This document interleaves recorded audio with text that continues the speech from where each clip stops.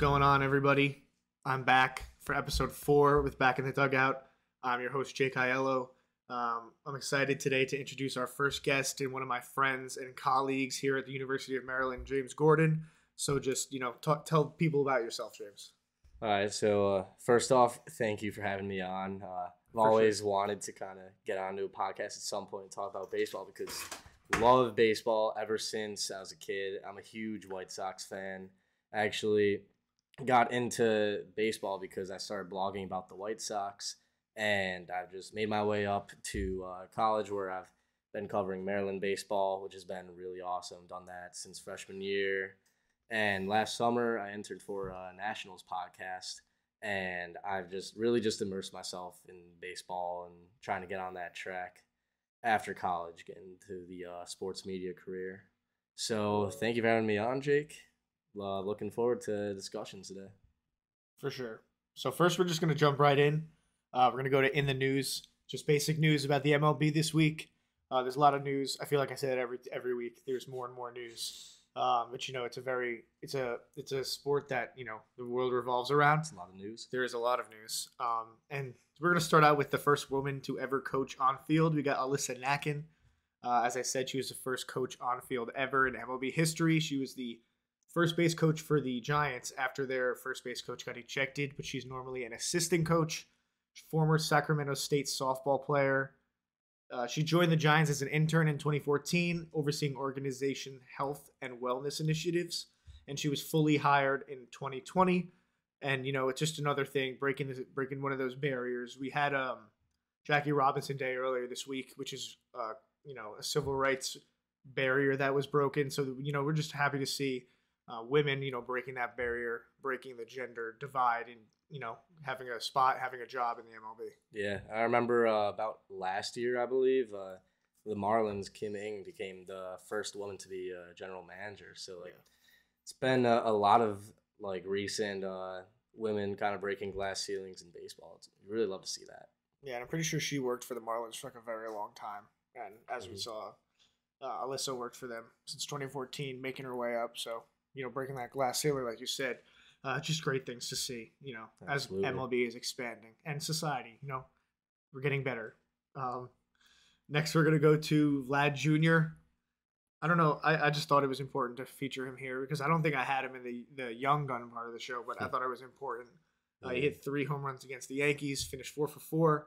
He hit 2 home runs off Garrett Cole, who has been looking pretty bad this year. And as a Yankee fan, he's basically the guy that everyone's like, our hitting might be bad. Joey Gallo might be struggling. Giancarlo Stanton strikes out every time. Right. But usually everyone's like Garrett Cole.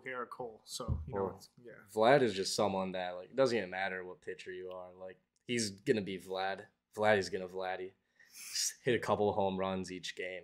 There's nothing you could do about him. Yeah. And what made it even, more, killer and, beast was that he hit 2 more home runs after Aaron Hicks stepped on his finger. And he eventually went on to need stitches after the game. And they showed the slow-mo, I think, on it was either on Yes or on ESPN, and his finger was so messed up. It was dripping blood, and then he went in there and hit 2 home runs. He's gripping a bat, and his finger's he's not human. Yeah, I mean, he's just not human. Everyone at that point, he's just. I mean, the next day he went 0 for 4, but still, the one day was pretty insane. His dad tweeted at him, Vlad Guerrero Sr., I guess you would call him. He said, "The kid's on fire." And I think, we all can see that. And I know we're going to get to this later about intentionally walking with the bases low, but I feel like Vlad Jr. is definitely the guy to be the recipient of a bases loaded walk. Yeah, I mean, a lot of the time. Corey Seager can get one. Corey Seager is hot, but Vlad, I think, is just way better. Oh, yeah. He's the best hitter in the AL, best hitter in the, MLB probably.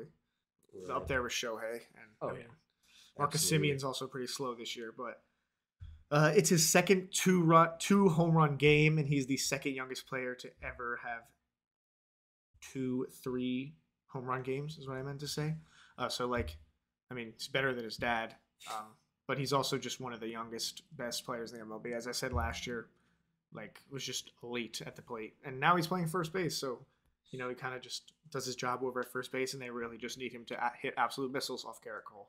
Yeah, it's tough for your Yankees. It's gonna be I don't know, at least 10 years, I want to say. Just No, I know, nonstop terrorizing the Bronx yeah. Bombers. And then, you know, that's the thing why everyone's like, oh, the Yankees playing Yankee Stadium, but like so does the other team. So like, you know, like they're gonna. I don't know how many games. Do you know how many games they play?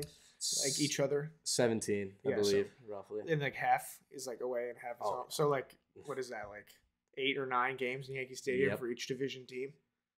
Yeah, I mean, I don't want to say stat pad because I don't think he needs a stat pad. But no, I mean the Yankees he'll just probably more. Yeah, every time he goes to Yankee Stadium, you just expect that. I mean, yeah, I mean the Yankees reap the benefits too, but he's definitely gonna have more fun in there. Oh yeah. Then we got Clayton Kershaw, another guy that I was gonna include in the show at the old head of the week segment, but I decided to go with someone else who we will get to later. Kershaw, he was pulled after 7 perfect innings, and it was this first start of the season against the Twins. He had 13 strikeouts and 80 pitches. And, you know, Dave Roberts pulled him, and everyone was kind of like, oh, I don't agree with that. You know, we want to see, like, this thing happen. We're the fans. We want to see this spectacle happen. But he's been dealing with a lot of injuries, arm injuries, and I agreed with Dave Roberts and the call he made because, first of all, short spring training. This guy's dealing with a lot of injuries. He's not even the ace anymore. I mean, he's 2, I think. And he's old. So, I mean, they want to keep that going through the entire year. It's a long season with the shortened spring training, as I said. So, I agree with what he had to do. Yeah, I mean, I agree too. Just because, like, I absolutely did not expect this out of Kershaw. Like, this is his first start of the season. And, like, yeah, by all means, you got to make sure he's healthy because, like, he was coming off an injury heading into spring training. And then all of a sudden, 13 strikeouts and 80 pitches. Like, that's absurd. So, like you definitely have to make sure he's healthy going forward because that would be huge for the Dodgers if they want to make it back to where they were a couple years ago. They don't have Scherzer anymore. Trevor Bauer is not playing for the foreseeable future. So just, you know, being consistent in that pitcher rotation. Yeah. And the last time that a pitcher was pulled during a perfect game bid was Rich Hill in 2016. And his manager was also Dave Roberts.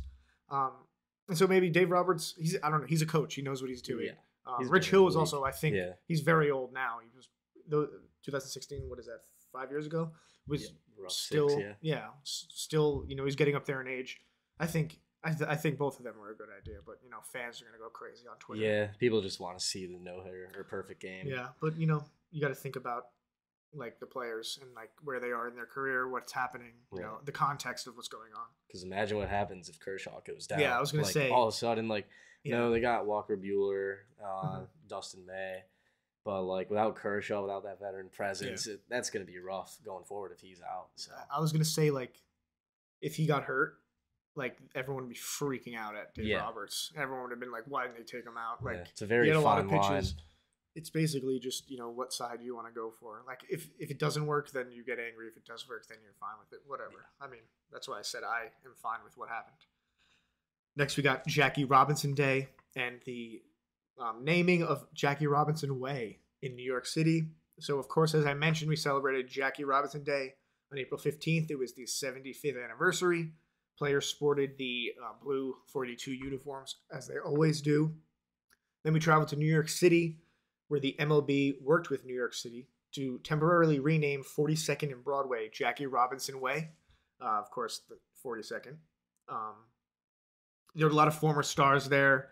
A lot of Yankees, actually. Mariano Rivera, CC Sabathia, and even Ken Griffey Jr. was there. Mariano Rivera, of course, was the last player to wear number 42 before it was officially retired. And so, you know, I love this.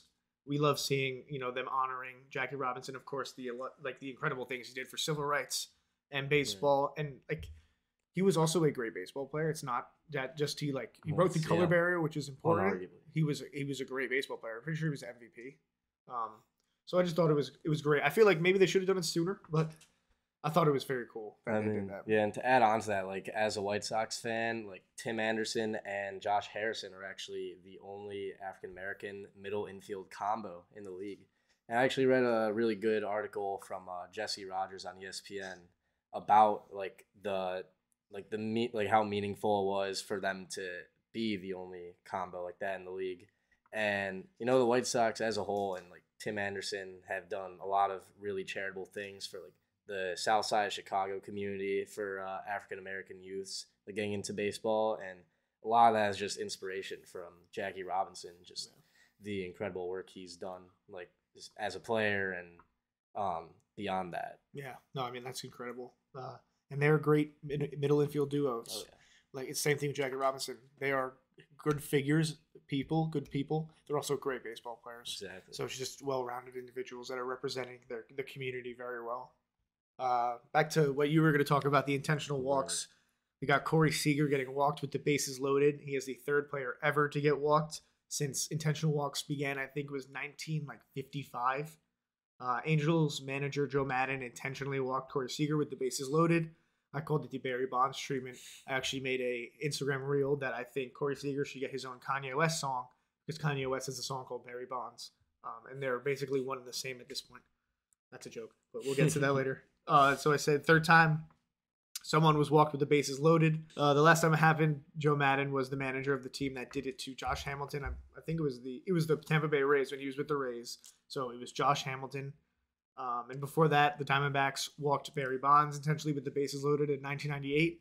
And what I found interesting was both of these prior times, the other team was winning with like bases loaded. Mm-hmm. And the Angels walked Corey Seager when they were losing.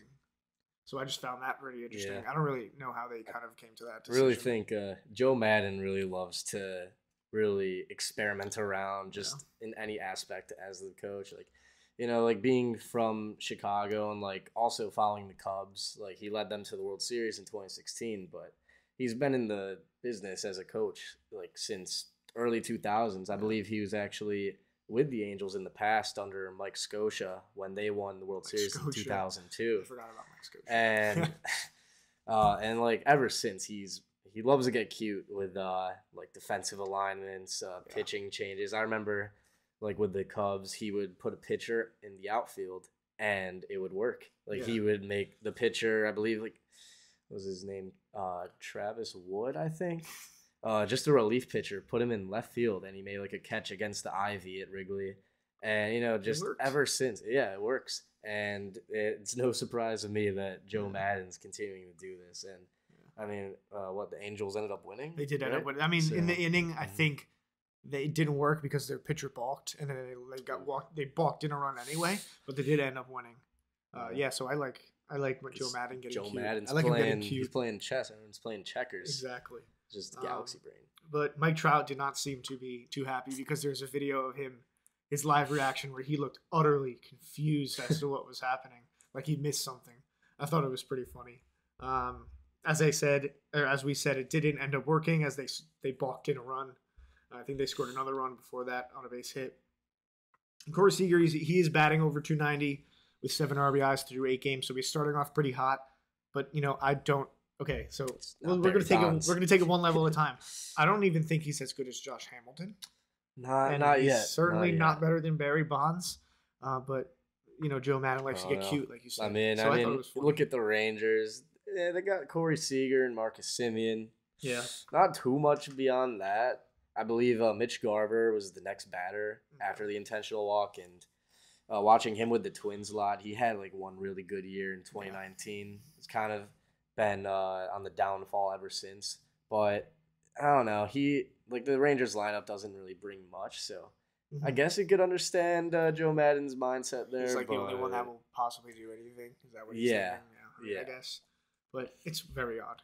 It was a very odd move. Next, we're going to go to some key injuries. These people are day to day, so I don't think they are very bad injuries, but we would like to highlight them nonetheless. We got Byron Buxton injured himself sliding into second base against the Red Sox, and it was in the first at bat. It's because I think it was really windy in Boston, and he kind of just took advantage of a misplay in the outfield, and he slid hard into second. MRI showed there was nothing serious. There was no break or anything in his knee that was too bad. But, I mean, if you watch baseball, you know that Byron Buxton gets injured, like, a lot. Mr. Glass. Yeah, Mr. Unfortunately. Glass. Since 2015, he's played just 500 of 978 possible games. That's, like, half. That is absurd. And when he's playing, he's elite. He's an elite fielder, and he's a great hitter. By all means, I know all about that. Yeah. Always, he's just abuses the White Sox. Yeah, like for any sure. chance. When he's there. Yeah, you know. I remember first I saw him in his debut year, 2015. Yeah. It was the very last game of the season, and Chris Sale was pitching. And it was He's like good. prime Chris Sale, and Buxton led off with an inside the park home run.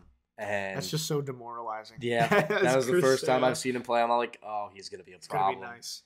Yeah, he's got to stay healthy though. Yeah, he's been on the injured list 11 times.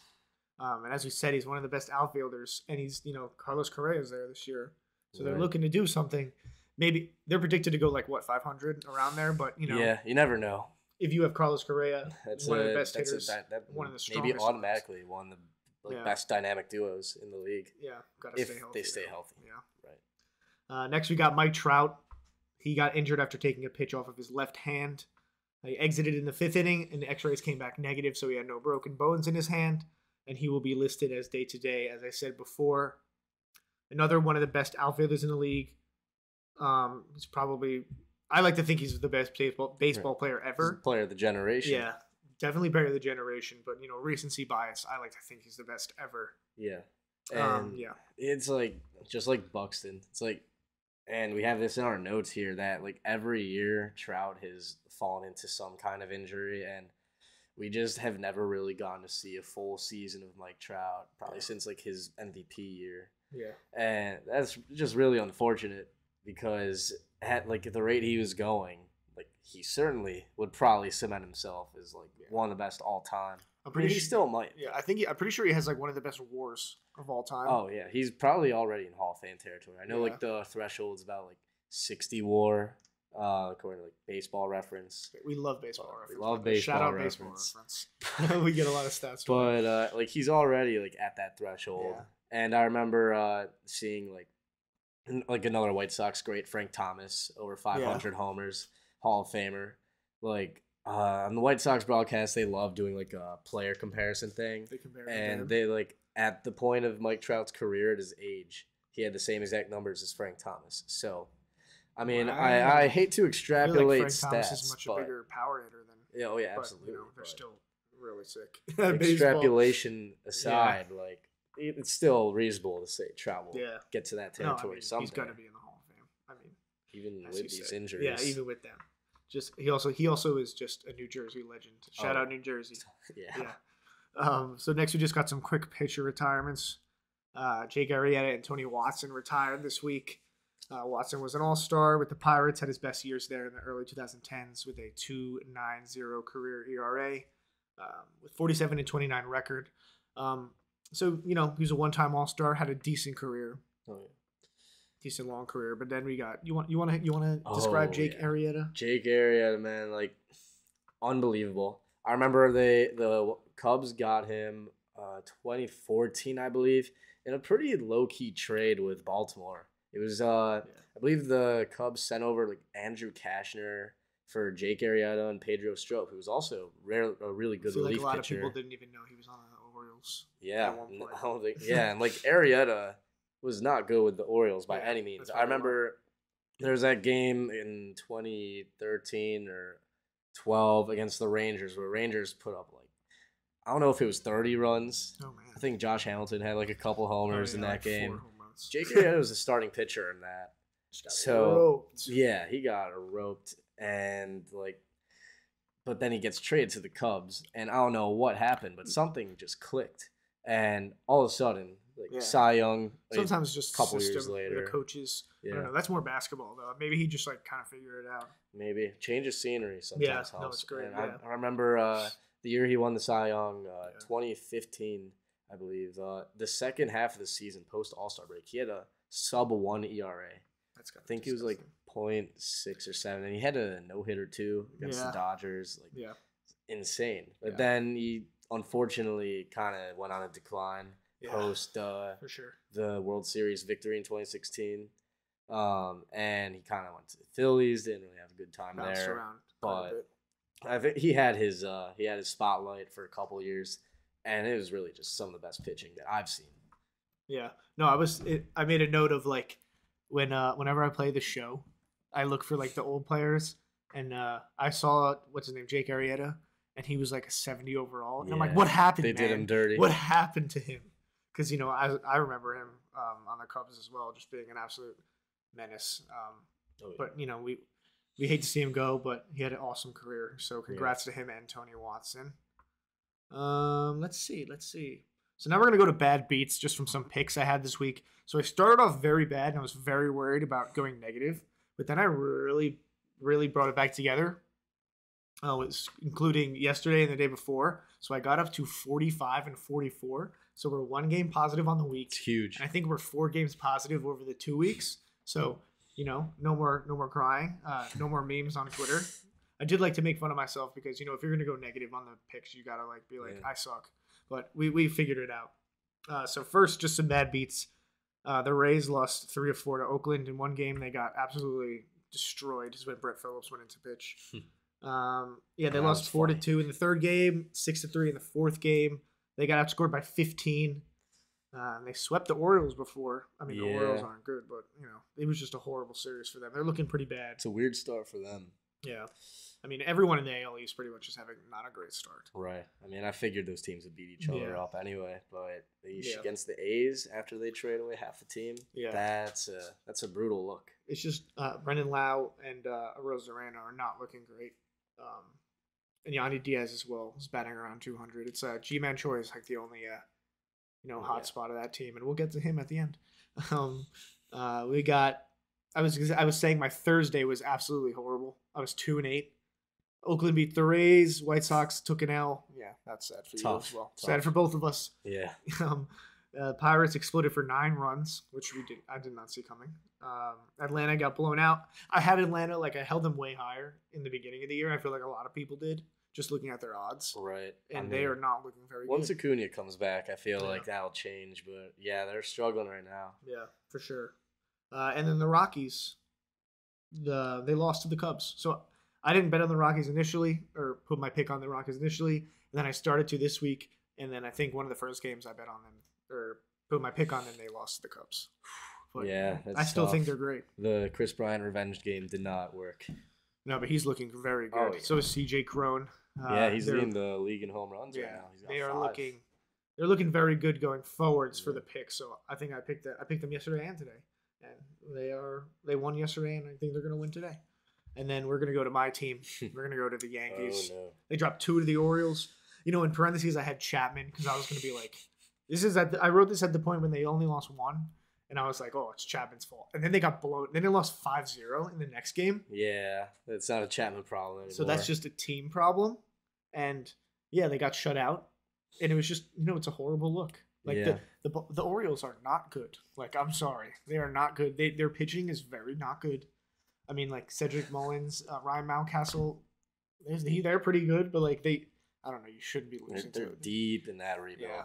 They're the trenches. They're literally called. I've heard people call them the floor mat of the AL East. So I guess that means the Yankees are the floor. Reason. The Yankees are the floor because they're on top. So I actually saw a tweet from Bob Nightingale, the reporter on Twitter, and he, just out of the blue, he just decides to drag the Yankees.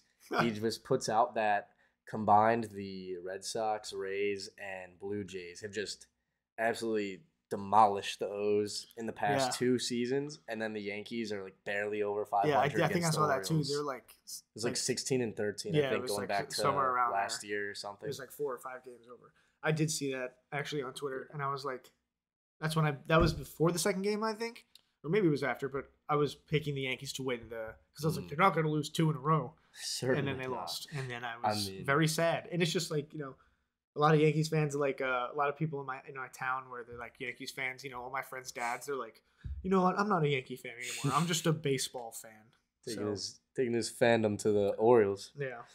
But, I do like watching the Orioles. I do they are a fun team. Yeah, we're right there, so we got the Orioles sweatshirt on. We love the Orioles. Maybe you don't, but I enjoy them. Nexstar Cortez went out there on Sunday and he shoved. And he did shove. 12 strikeouts in 5 innings. He leads the league in K per 9 as of now. Just absolutely unstoppable. But when you have no run support, you see that stacked lineup just doing nothing. Yeah, for sure. And then they let up 5 depressing. runs. Also, it's the bullpen too. They let up 5 runs after that. Yeah, that's rough. Yeah. It was very much a waste of Nestor. Mm-hmm. My girlfriend's dad called him the true ace of the Yankees. Might as well be. Yeah, I mean, with Garrett Cole looking like not great, and I can point at a lot of people. I do tend to go at Joey Gallo a lot because, like, he was brought to the Yankees because it's like, oh, he's a lefty and he can hit the crap out of the ball, but he's not. So it's kind of like, what's the point of the outcomes? He strikes out or he gets the occasional bomb. What's the point of the short porch if you're not hitting the ball? Yeah, right? Well, it's tough. He's got to step it up. Yeah. So next up, we got Young Gun of the Week. We each picked a couple players. We're going to get right to that after this.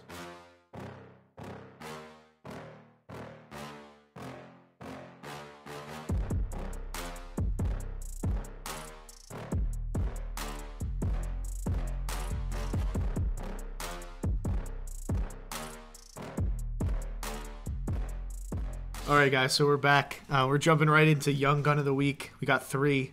I supplied 2. James supplied 1. I couldn't pick. We were supposed to do 1 and 1, but I couldn't pick. So first, we're going to go with Josiah Gray, the Nationals. He's playing right now. I believe he's winning currently. So he's having a good game against Madison Bumgarner. Yeah. Saw he had 8 strikeouts in 5 1/3 inning, and that was his start, but pretty good. 1 run on his belt. And a few walks, but, I mean, still 8 strikeouts. Phenomenal for the guy. And earlier this week, went 5 innings, let up 1 hit, 0 earned runs, 5 Ks. Decent strikeout numbers, of course. Not letting up any earned runs. That's just immaculate. That's a 0 ERA. 1 hit in 5 innings, as I said. He did beat the Braves, who were not looking great, but he held Matt Olson and Marcell Ozuna hitless. And the only hit he let up was in the first at-bat of the game to Ozzie Albies. So, consistency, not getting rattled by the first hit, as some young pitchers do. It wasn't a home run or anything, but, you can kind of get under your own skin if you do let up a hit on the first at-bat. I thought he was a real stud. I thought the Nationals got a real good player in the trade with the Dodgers for Trey Turner when they gave up all those pieces. They got Keibert Ruiz in another deal, or is that the same deal? That was the same deal. Same deal. Actually, so I mentioned I worked for a Nationals podcast last summer, and I remember when that trade went down, that was definitely the talk of the town for a couple weeks, and everyone was excited to see. And they call him JoJo Gray in D.C., but let's go. They just raved about him. He kind of struggled in his first couple starts with the Nats, but everyone kind of saw his potential, and seems he's kind of tapping into that early this season, so we love to see that for the Nationals. Him and Ruiz I think were top prospects. Oh yeah, Keibert is the Dodgers just have so many top catching prospects. Yeah, all between Austin Barnes, Will Smith, and Keibert Ruiz, they finally dished one out. And they had to get the absolute exactly. Stud I don't think they're lineup mad about that. I don't, but they're kind of banking on. I feel like the Dodgers are always trying to win now, and they do. They have a lot of success doing it more than the Yankees. Yankees trade a lot of young people to get better players now. Don't know if they do this thing where they trade young players and get older players who are established power hitters like Josh Donaldson, who are just not that good anymore. Anthony Rizzo is looking better than I thought he would look, for sure. Yeah. Joey Gallo is not. We'll go back to him. Also, I talk about the Yankees got Lance Berkman. Oh, right. A while back, and he was just horrible because they just get washed power hitters, as I said. They had McCutchen too for I remember. They got Alfonso Serrano back, who was not as good as he was obviously when he was there. Raul Ibanez, he was pretty good when he was on the Yankees, but they're not the players that they used to be. But that's kind of the way the Yankees operate. He had 3 great seasons. Or this is Josiah Gray. We're going back there. We kind of went off on a tangent. Josiah Gray had 3 great seasons in the minors and a phenomenal college career at Lemoyne. I think it's a small school in Syracuse. And talent, they'll find you anywhere if you have talent. Even if you go to a small college, you go to a small high school, they will find you if you're lighting kids up. And if you're touching 90s, they're going to find you. And as I was going to say, this is before the game was rescheduled today. He was projected to pitch yesterday, but he is pitching today against Madison Bumgarner, and he is looking very good in the game today. So next we got Seiya Suzuki from the Cubs. He's a rookie, but he is 27 years old because he came over from foreign leagues. He is 9 for 20 this week, for 3 home runs, 2 doubles, and 5 RBIs. Yeah. I didn't pick him to be NL Rookie of the Year, but he is definitely the front runner. reigning NL Player of the Week. Yeah, he's got great odds to win it, according to like all those betting websites, all those Vegas insider type websites.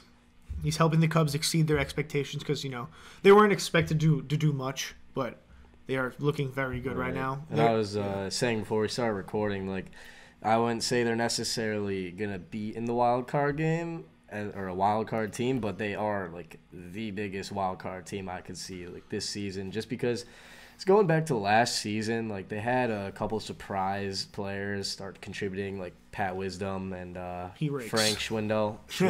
I love Schwindel. Whatever it is, I love his last name. It's hilarious. Yeah, and they just got a lot of young guns too, like Saya Suzuki, Nick Madrigal, Nico Horner, and their pitching staff's looking pretty young too. So like they could easily outperform their projections, I believe. Nick Madrigal's coming off that injury, but I believe he's playing very well. Yeah, he's their new leadoff guy. Yeah, he was a great player. Yeah. They just traded him, and you said the Craig Kimbrell trade. Yeah, and then the White Sox got rid of him. Yeah, so, the Cubs win the trade. A lot of Madrigal. I mean, Saya Suzuki though in the middle of that order has just been like carrying the freight for them for sure early on. And then my young gun that I picked was Owen Miller of Cleveland Guardians. And so my White Sox are actually playing the Guardians this week, but the first two games were postponed. I was looking forward to see what Owen Miller would bring to the table, but he broke into the majors last season, kind of part of this little rebuild the Guardians are going through. And he's been splitting time between second base and first base. Mm-hmm. He's 25 years old. Didn't really do that well in 2021. Had a sub 700 OPS. It's not very good. I think the Guardians are just trying to figure out their situation after trading Francisco Lindor and they're reeling from trading a lot of their players. Of course, Jose Ramirez is really the only cornerstone that they've had. He's disgusting this year, so and that's good. They got him on that. They kept the one guy who's very good. Exactly. But Owen Miller has been just going off this past week.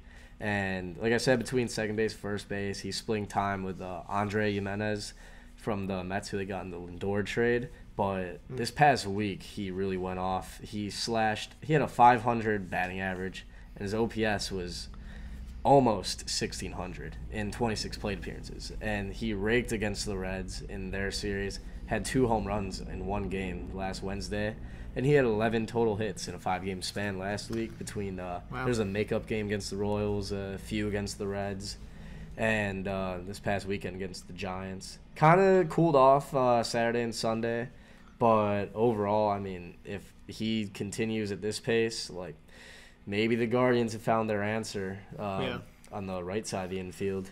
Seems like the Guardians have a lot, like Stephen Kwan, right? Oh, yeah. They just have 2 young guys who are just absolutely shattering expectations as of now. Right. It's the beginning of the season, of course. Like, he's not going to bat 500, Owen Miller, like he is this week. But early production from a young guy can really get their confidence up and solidify them in that lineup. As you said, he's splitting time. He'll find – if you can hit, like, you're going to find anywhere to play. So they're looking 2 young studs for this Cleveland team behind Ramirez. I was hoping that maybe they would – after the 2010s, they kind of just dominated the Central. I was hoping that they would kind of just go to the side of it, maybe rebuild for a few years while the White Sox took control of things. But no, of course not. They're always going to be a problem. Yeah. That's why I liked how you said retool, not really rebuild, because they're not like kind of destroying everything they have. Exactly. They're kind of staying at that level. And I don't like when teams kind of just blow their entire team up, because then they're just non-competitive, and then the fans are just not really. It's more about the team. Like, it's a business, of course, but you have fans that really want to see you play. So I do like what they're doing here with this retool, as you said, and they're looking pretty decent. Yeah, and they always just have a dominant pitching staff.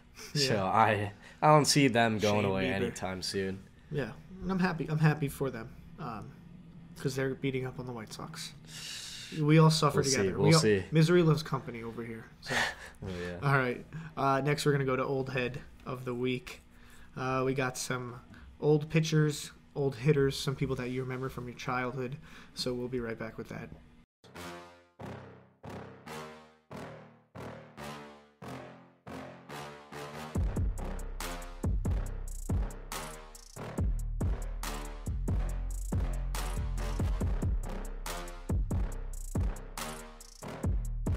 So next we are moving to Old Head of the Week, of course. Opposite side of the spectrum. As I said last week, Old Head is a term of endearment because they're doing it so well and so consistently. So first I picked Justin Verlander, of course, pitcher for the Astros, the Houston Cheaters. But that's just me being a Yankee fan again. As I said, I was going to feature Kershaw, but he made the other news segment with his slightly controversial start in L.A. So we're going with Justin Verlander. Hit his second start on April 16th against the Mariners. Pitched 8 innings, let up 3 hits, 1 earned run, and struck out 7. He came off a loss against the Angels in which he did not pitch as well. But he did have a tremendous spring training, going 2-0 in 4 starts with a 1.32 ERA. And he had 15 Ks in 13 innings. He's coming off that Tommy John surgery in which he missed the entire, I think, 2021 or 2020 season. I think both, actually. Yeah, both. So, it's great to see him slinging the ball with success, even if I hate the Astros, as I said. And just to say, he pitched 8 innings in an era where you don't really see a lot of pitchers pitching 8 innings thus far. And at his age, too, like coming off Tommy John, that's huge for the Astros. And I was saddened to see him go back to the Astros. I remember he was a free agent. People were like, oh, is he going to even pitch anymore? Or is he going to retire? And then he got back to the Astros. Just lethal again. Just great. And just when you think the Astros are on the downfall, they're just right back in it. Also, I just wanted to say, I said he pitches 8 innings. But I think he's more one of those players that is about pitchers that's about spin rate, right? Because that's like a whole thing he's now. Been up there. So it's not even like spin rate's more to do with your hands, I believe, right? Just how you let go of the ball. The grip. So he's not probably not throwing the ball as hard, which is good for his elbow, of course. But the spin rate is still there because that's more of a flick motion, I believe. Yeah. So, yeah. I mean, going back to when he was earlier in his Astros career, he would always just be at the top of the leaderboards in spin rate. Yeah. And as long as he keeps that up, then I mean, the Astros are just gonna hang in there as long as he does. I feel like I saw a stat that his pitches would get progressively faster throughout the game because he is using the spin rate, and if you're trying to throw as fast as you can, regularly, it's just speeding up your arm. That can cause you to really tire out. But I feel like if you're really getting at that spin rate, you can be consistent with your speed and slowly progress your arm throughout the game.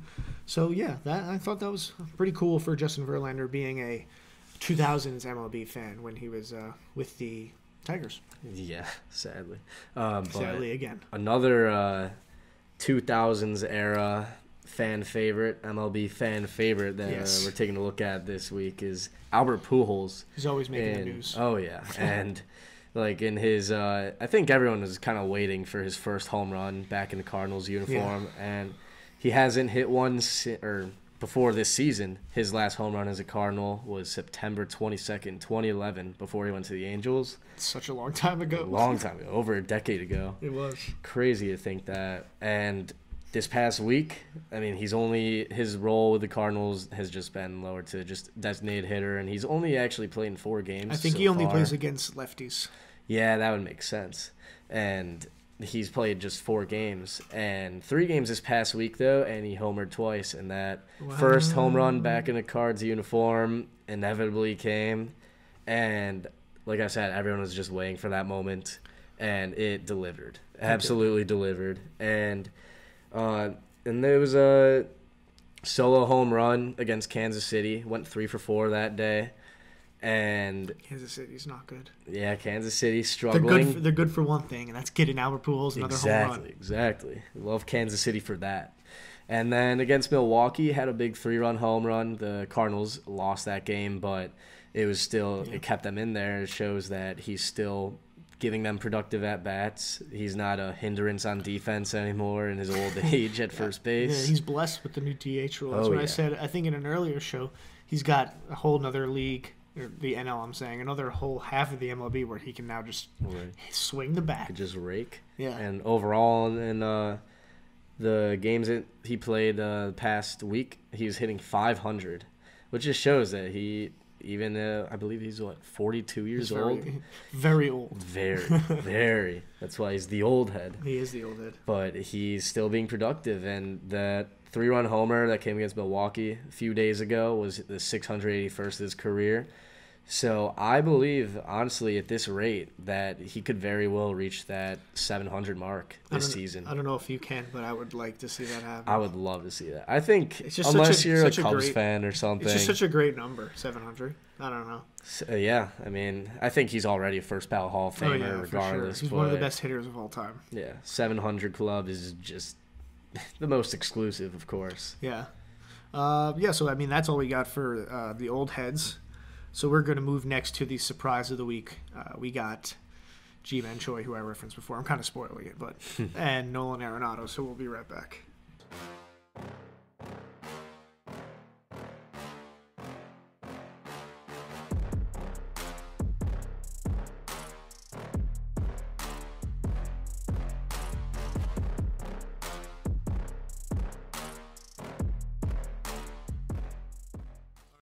All right, so next we are jumping into surprise of the week. As I mentioned, we got Ji-Man Choi and Nolan Arenado. So I'm going to start out with my pick, which was Ji-Man Choi. This week he was 6 for 16 with 2 home runs, 2 doubles, and 6 RBIs. He's leading, or he's not leading. I know he's top of the Rays in terms of batting average, OBP, slugging, and OPS. Him and Wander Franco are really the only bright spots in that Rays lineup so far. They're really struggling. As I said earlier in the show, Rosarena, Yandy Diaz, Brandon Lau are not looking very good. But these two guys, especially Ji-Man Choi, are really exceeding expectations, especially because Ji-Man Choi was more of a platoon guy. He only played against in half the games last year. And that was because he really struggled in the shortened 2020 season. And he's played in all but one game this year so far. I believe that's 8 or 9 games.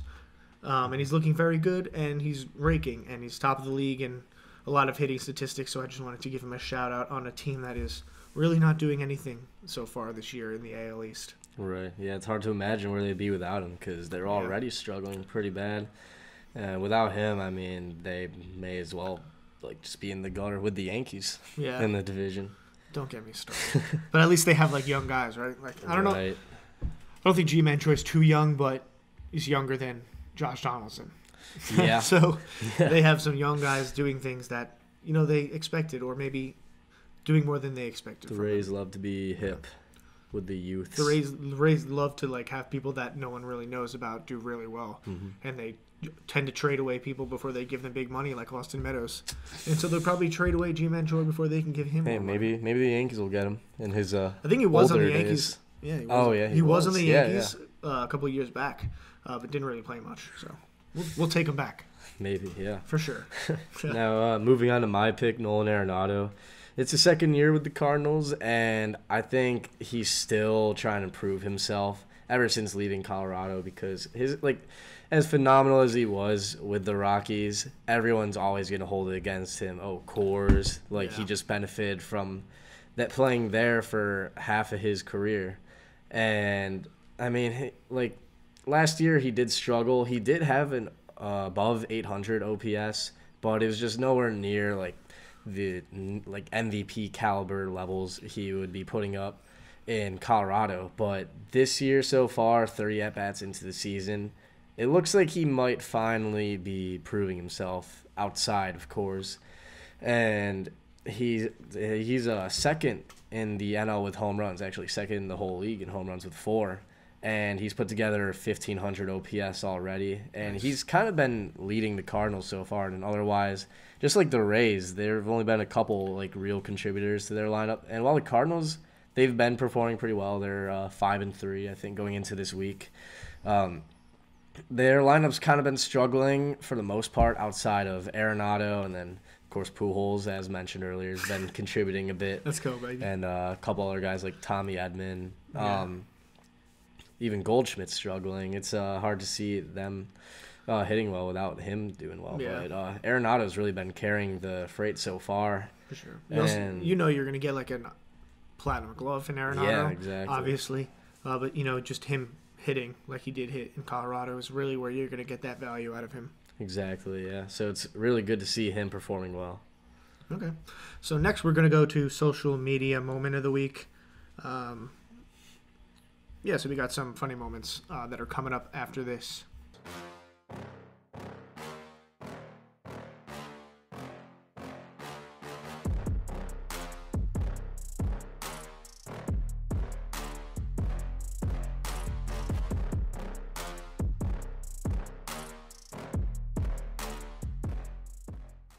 now we move to social media as promised. We are going back to Albert Pujols, and it was actually a video I posted on Instagram. It was Albert Pujols stealing third, and I put the caption, "Back in my day." I was going to make it, "Let me tell you something," but I didn't think anyone would really understand what that meant. But still, it was a funny moment. Albert Pujols left second early for some reason, and Brendan Wood... It's like, fuck off, stop dropping shit, you fucking idiot. What the fuck is he dropping? So Usually it's like the feet are fine, but...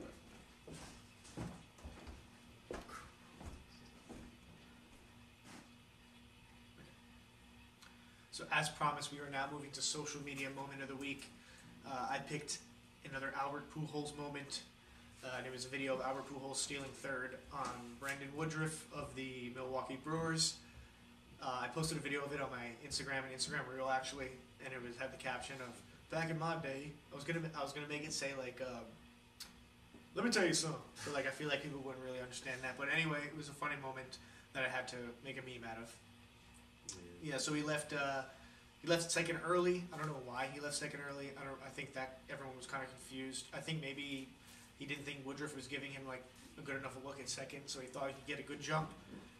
Hard to expect Pujols trying to steal a base on it in he doesn't 2022. He doesn't steal often, and maybe he was just making a highlight for his last year. It became a low light, but it was still funny and something to remember. It's a shacked and a fool. Shacked and a fool, but for baseball. And we said that he doesn't steal much. He stole 13 bases since 2015, and interestingly enough, he was 13 for 13. Yeah, I mean, at least he knows when he has to go. I was thinking that these 13 for 13 steals, like catcher's indifference. Yeah. Like he steals second, and the catcher's like, there's no point in throwing it. Right. So I wonder if that would qualify. Yeah. I don't know if that does qualify. But if it doesn't, then he stole 13 bases. So congratulations, Albert Pujols. Young and spry back in those days. Yeah, I mean, now he's back. Maybe it's because he's back in St. Louis. He's like, I can do this. He's like, I can do this now. I'm back reinvigorated. I'm back in my old threads. Back at the birds on a bat. Back in the stew. He's feeling young. He's feeling youthful. So good for you, Albert Pujols. Good for you, buddy. What do you have today? Oh, and then I think a lot of people saw Travis d'Arnaud's Oscar-worthy performance when the Braves were playing the Washington Nationals, and the Braves were just smoking the Nationals, and that led to D. Strange Gordon taking the mound. And that's your last name as well. It is. Long distance cousin maybe. But yeah, I mean, his pitching appearance did not result in any positive outcome. He walked 3 batters and allowed a home run. And after all that, he smoked Travis d'Arnaud with a 52-mile-per-hour screamer. I think we're all like spoiled with Brent Phillips because Brent Phillips goes and everyone's like, this guy's awesome. D. Strange Gordon's doing his best impersonation. Yeah, maybe he hasn't really pitched since being a 12-year-old. He's still got that 12-year-old velo going on. But then against Travis d'Arnaud, just plunked him with a smoking hot pitch. And Travis d'Arnaud proceeds to just keel over, and it looks like he's just dead. Yeah, I mean, it was fun. I mean, with games that are like, I never really understood the MLB when like teams get smoked. Like, how are they having fun? Like, I don't know. I never really understood. I guess d'Arnaud made a funny moment out of, I don't know, maybe it hurt. Maybe he was left with a little bruise in the morning. But I mean, everything's funny when you're a multimillionaire, probably. That's true. But good for D. Strange Gordon making a highlight, because I don't know if he's made a highlight in a while. It's been a minute. Yeah, since the Marlin days. Oh, yeah. All right. That was all good and fun, and we are going to move on to Prospect of the Week going forward.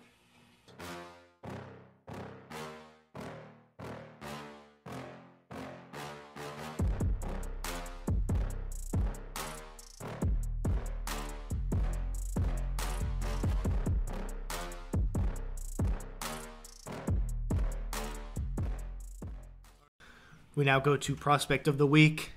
My prospect this week is a Orioles prospect, actually. There we go. Shout out Orioles. Shout out Baltimore representation. Shout out College Park. And just the DMV area. So Rodriguez has looked great in his first 2 starts this season. His first game, he went 4 innings, allowing just 1 hit with no earned runs and 7 strikeouts.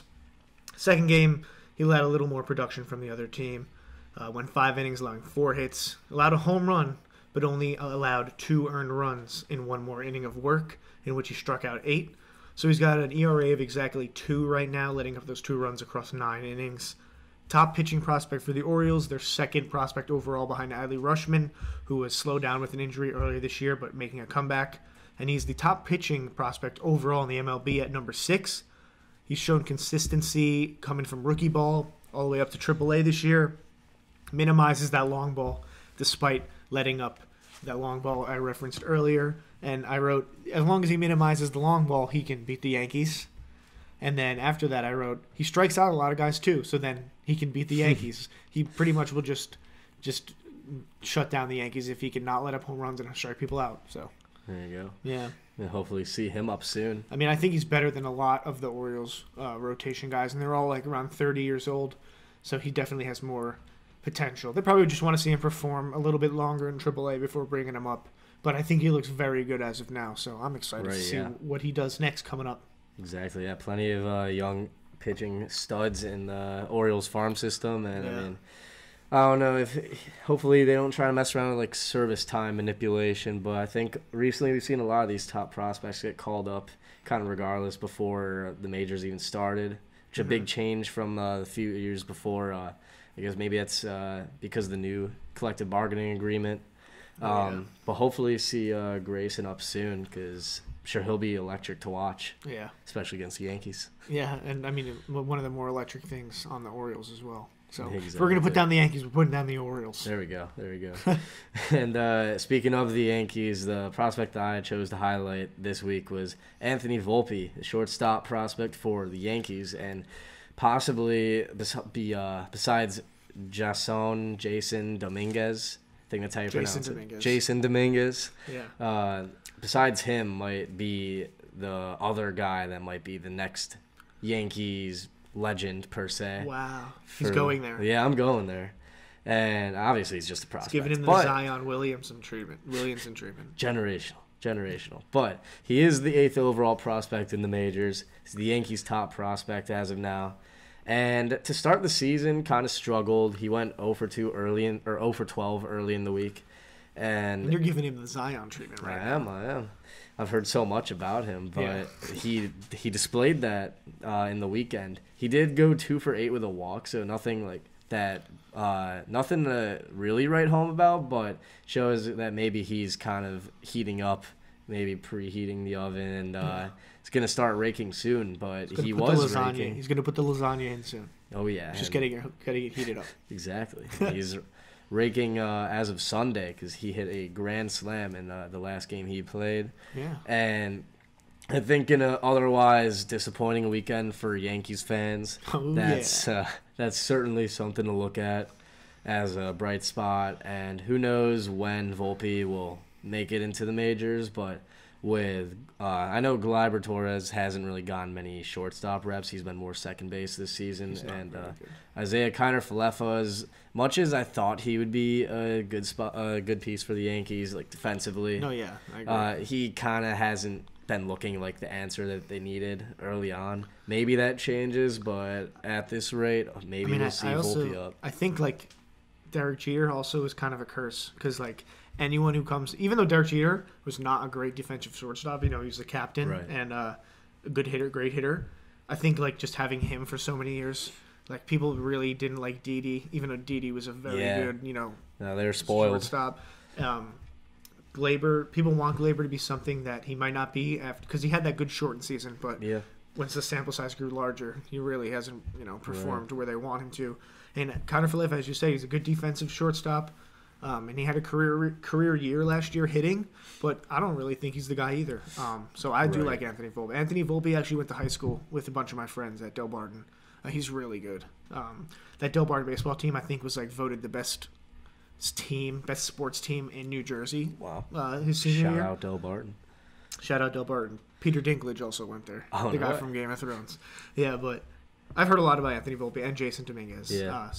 I mean, we do want to see them coming up and playing for the Yankees. I mean, we don't look good. I don't think he's ready. Savior. I don't think he's ready just yet, but they're both. Anthony Volpe, I believe, is like 20, 21. I'm pretty sure Jason Dominguez is like 18 years old. because he was signed out of. He was signed as a 16-year-old or 15-year-old. Just getting millions because he's disgusting at baseball. Right. Next, we got coming up. We got our obscure player, which James. I give James the honor of doing some research and coming up with a player that we don't really remember today, and then I will cover today in MLB history for April 20th, and we'll be right back.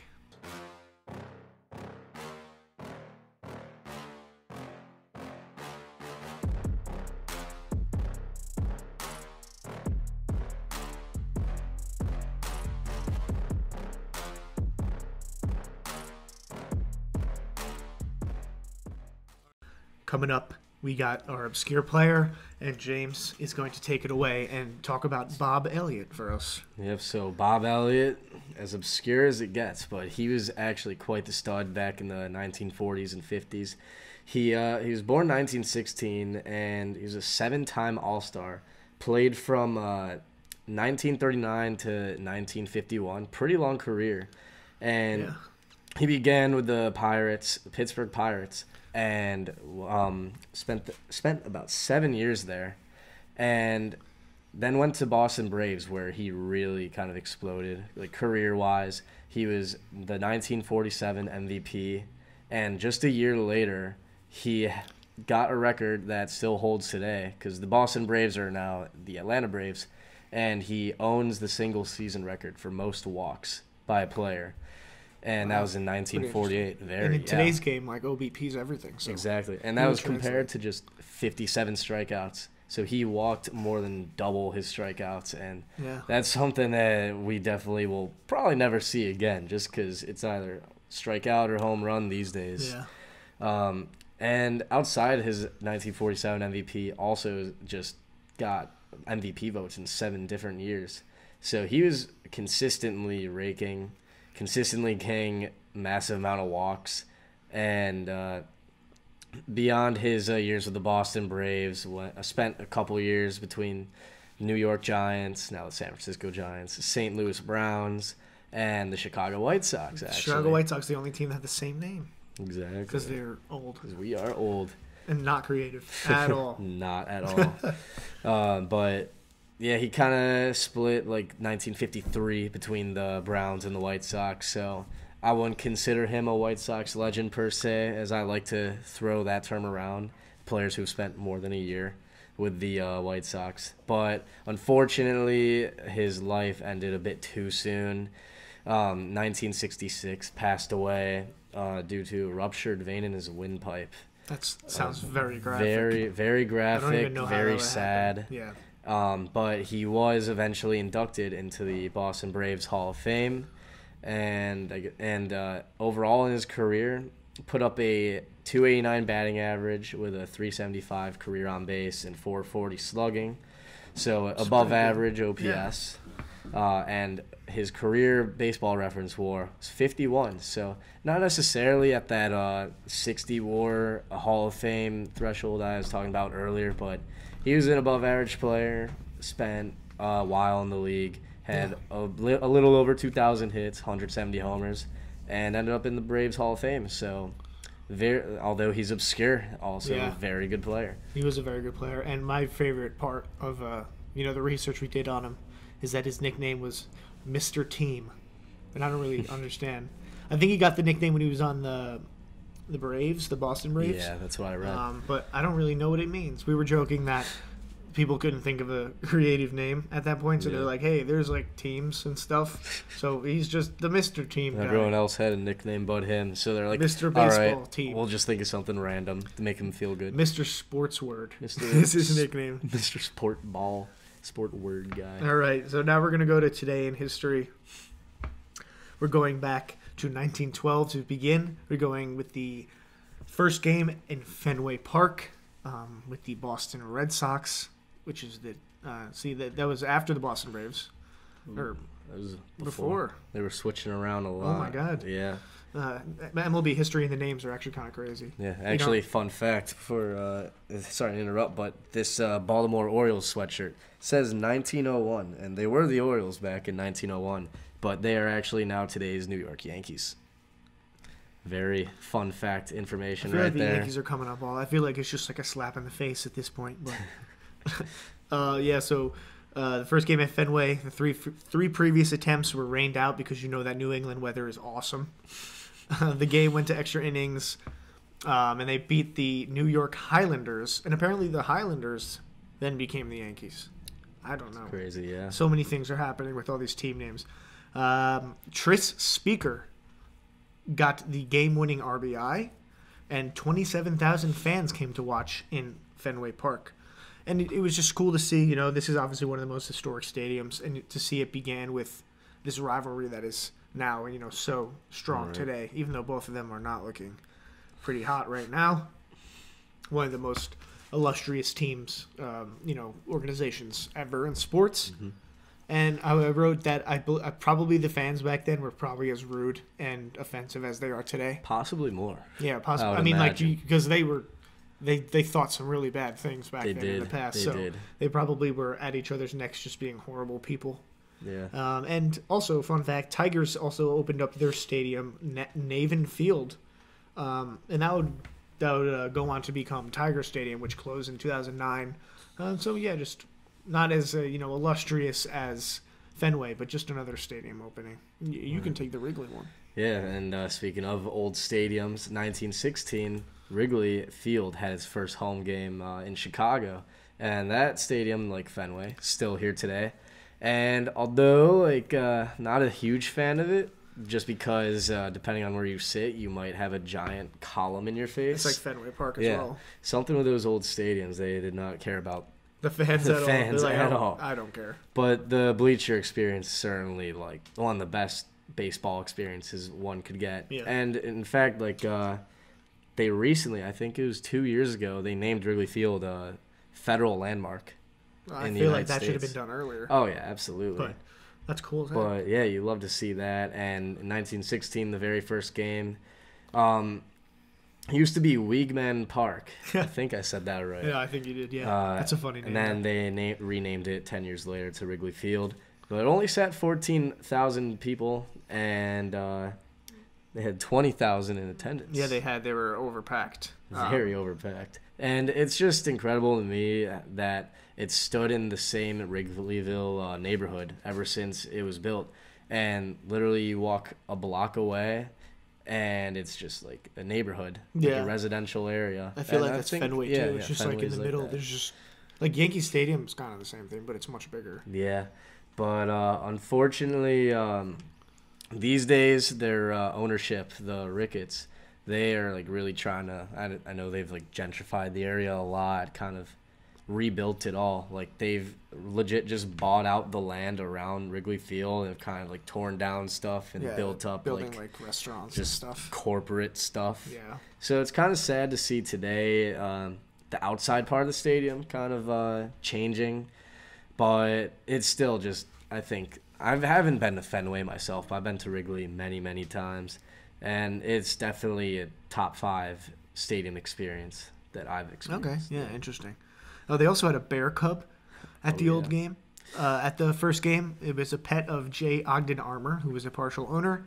And I made a note of, they were at overcapacity and they had a bear. So those two things would definitely not fly today, just like with safety hazards and stuff. Right.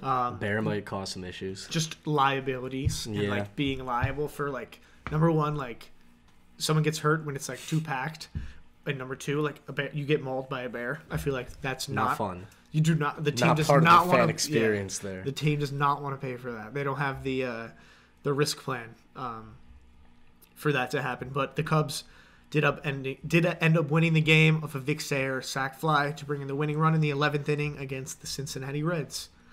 Next, we're going to jump to 1941, and we have the Dodgers, when they were the Brooklyn Dodgers, were the first team to wear protective equipment like a helmet in a game. So they were first to wear protective headgear. They had small, really thin, special plastic lining to protect from beanballs. And, you know, beanballs is like when people would, like, purposely hit people. We see it today, but I really think back then people were, like, trying to hurt each other. Yeah.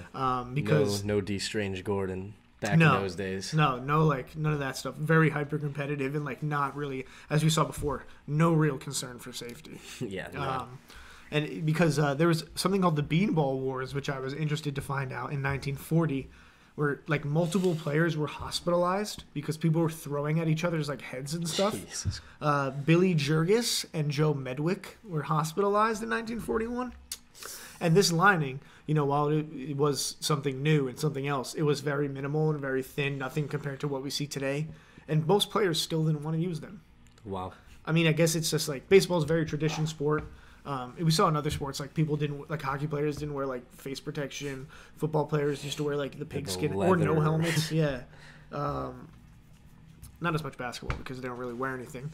But I just doing all this history, like investigation and whatnot, just shows me that like no one really cared about safety. And I mean, like I think I knew that, but like they didn't really care at all. They really did not care. I feel like players today, I feel like players and teams both, because players want to keep their value and teams want, like the teams make an investment in the player, so they want to keep them healthy and keep them safe, and they don't want to get sued by fans and stuff for that, you know.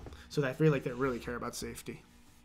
Mm-hmm. So moving on, another in 2013 was the first Red Sox home game since the Boston bombing, that tragedy that happened. And ever since, they've kind of had like the whole Patriots Day celebration, and it featured it was David Ortiz's first game of that season, and featured his very iconic speech. I think he cursed in it, didn't he? He did. Yeah. He said, "This is our expletive city," but it was a tearjerker. It was a lot of chills. But the Red Sox beat the Royals in that game 4-3. And it featured Daniel Nava, go-ahead 3-run home run in the 8th inning. Do you remember that guy? I mean, absolutely not. Yeah. Maybe a Red Sox. But now he's part of history in an awesome game. So. And on the other side of the game, Clay Buchholz got his 4th win of the season. Nice. I believe he was in the stretch of his prime. Yeah. In those years. And like I don't know if you want to speak on your experience watching that game. Yeah, so like I just remember it was like middle school. It was 2013, so like 7th grade. I just came home and like it's kind of like a 9/11 thing that people talk about. They remember where they were. I was obviously like 1 year old when that happened, but for this, I just remember coming home. My mom was like, we were just like glued to the TV, just like so confused as to what was happening. You know, like you don't know like what happened, like what's gonna happen going from here. Just hoping that something gets done. So yeah, I mean, I was just like, what the heck is going on? Yeah. And just this game, like I remember seeing this on ESPN, seeing David Ortiz's speech, and then eventually getting the win. It was just like an awesome moment for Boston strong type thing. Yeah, exactly. Similarly to how like the Yankees were like after 9/11. Yeah, I just thought it was great. I was gonna say like it reminds me of when Mike Piazza hit what was it, the go-ahead home run against the Braves, like in was it the first game the Mets played after 9/11 happened? That was iconic. Like we weren't even like conscious for that. Right. Like we remember that. So exactly, yeah. So we're just gonna hop quick into birthdays. Just go through this quickly. We got Don Mattingly. Today is his 61st birthday. Nicknamed the Hitman and Donnie Baseball. 1985 AL MVP. 6 consecutive All-Star seasons between 84 and 89. Won 9 Gold Gloves and was a 3-time Silver Slugger at first base with the Yankees. He had spent 14 years there. Career .307 hitter, and he led the MLB in 1984 with a .343 batting average. That's pretty insane. Not bad. Pretty sure Trey Turner led the league last year with something like .330 something. Maybe it was .340 something.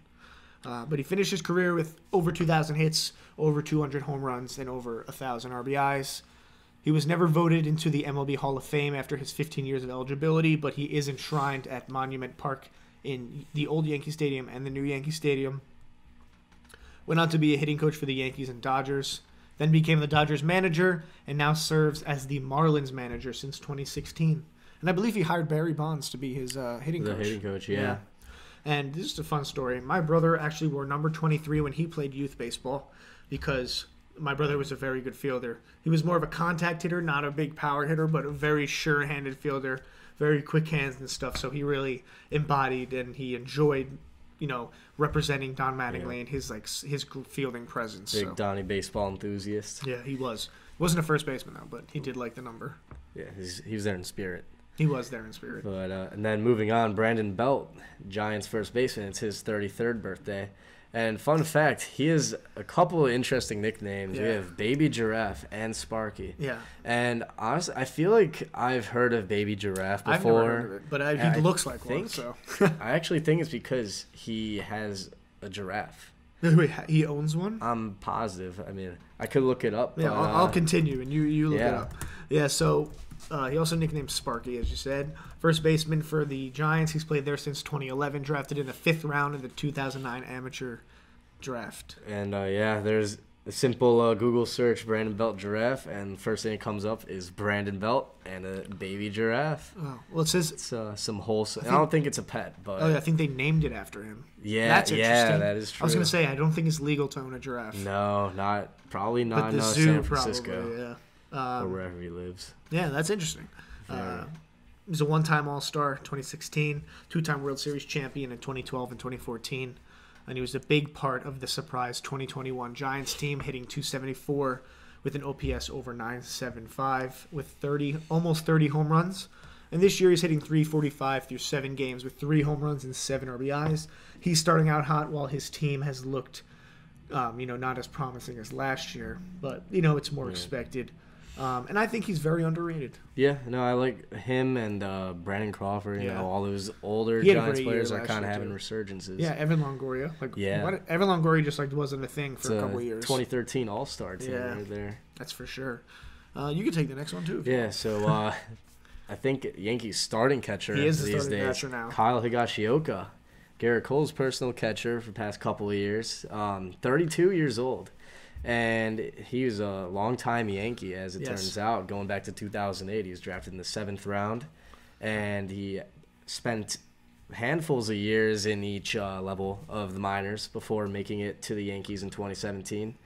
And his career batting average is not great. It's 180, and he's only put up a 61 OPS plus. But on the other side, he's also been a great fielder for the Yankees. Yeah. That's why he's Garrett Cole's favorite catcher, going back when Gary Sanchez was kind of the main guy for them. Not a good catcher. No, not at all. At least Higashioka knows how to block. I think we sent out a video into one of our group chats of just Gary Sanchez just not catching baseballs. That guy's a walking blooper reel. Oh. And it cost him a blooper reel. Yeah. It's cost him playoff games. I remember against the Astros. And then he strikes out half the time, too. Exactly. So at least if Kyle Higashioka's hitting poorly, he will field. Right. But it looks like he'll be a long-term guy maybe for the Yankees at catcher. And fun fact, he's a 3rd-generation Japanese-American and learned Japanese, find out more about his heritage, and to communicate with former Yankees pitcher Masahiro Tanaka when he was on the team. So I'm sure that was a pretty good chemistry. I found that interesting because with signs and stuff, you can just speak Japanese. Yeah, exactly. You just you don't even have to risk speaking English or whatever. So I mean, with those birthdays, happy birthday, Brandon Belt, Don Mattingly, and Kyle Higashioka. That is all for our show today. I just want to thank my friend, Mr. James Gordon, for joining us today. You can follow him at James Gordo on Instagram and J Gordon Shy, as in Chicago, CHI, on Twitter. He's got a good Twitter presence, good Instagram presence. And thank you guys for listening if you're on Spotify, Apple Music, and the website. And thank you guys for watching if you are seeing this on YouTube. We'll see you next week.